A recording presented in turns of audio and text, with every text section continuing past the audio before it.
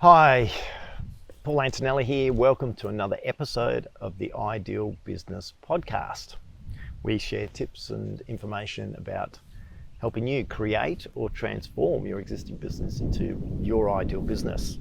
Weekly executive meetings. Sounds rather corporate-y, doesn't it? What's a weekly executive meeting? Why are they important? I'm just going to share with you a really cool tool, a way of organising and working with your team, so that so you can really get things done. So I'm going to talk a little bit about what the structure that we call the weekly executive meetings, what it's about, and you might have meetings that you run on a weekly basis. Just going to highlight some of the differences, the things to consider that you might want to implement to make these meetings more effectively in the way that they run. Now, first thing to consider is in every business, you've normally got two things that need to take place. One is the coordination and the day-to-day activity.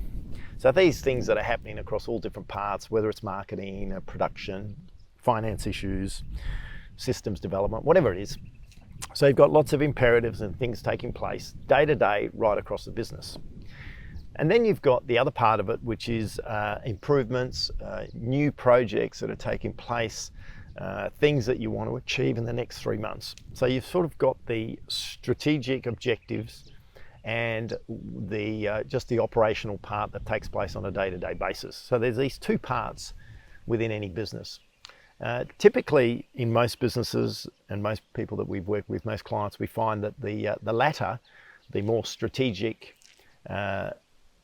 objectives, tend to fall behind.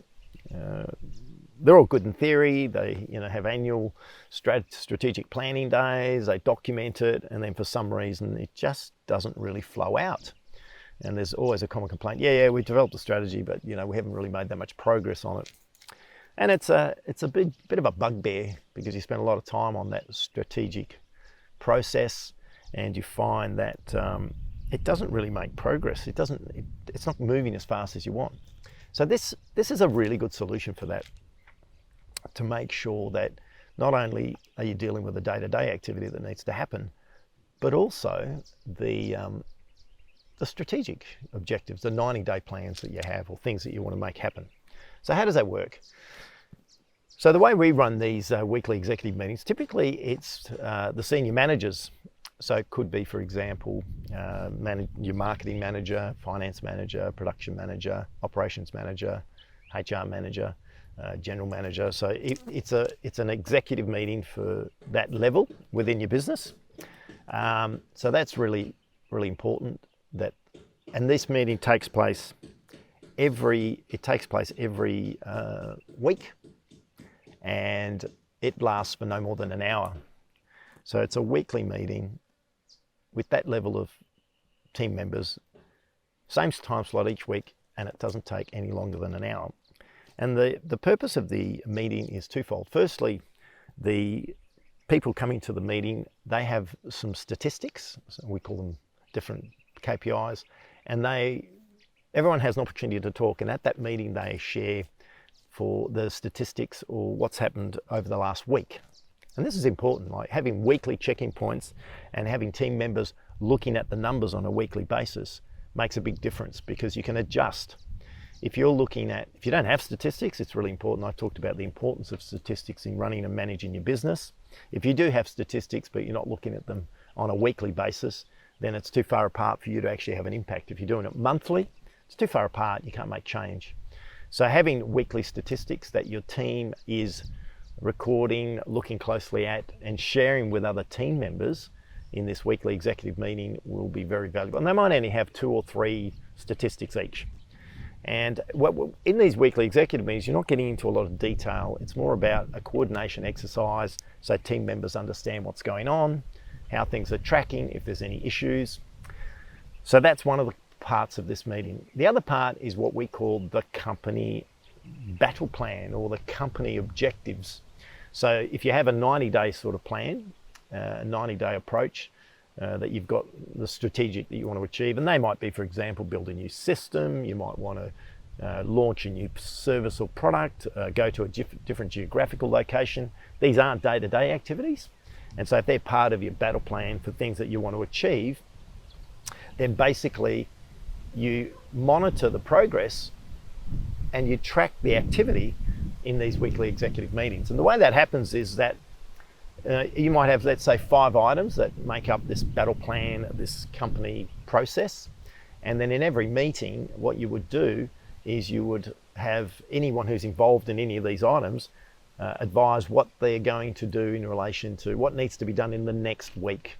So it's sort of breaking down the big into small pieces, into weekly pieces, and those items become high priority items for your team. So for example, an example might be we want to launch a new product, a service line. And so one of the first steps might be to undertake market research as to like a competitor research and finding out what's in the market. So that could be step one. And so your marketing manager might be tasked with that function.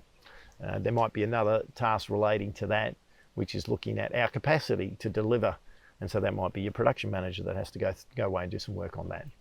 And so the beauty of this sort of weekly executive meeting structure is, firstly, it becomes a great coordination session for 1 hour, just 1 hour a week across key people in your organisation.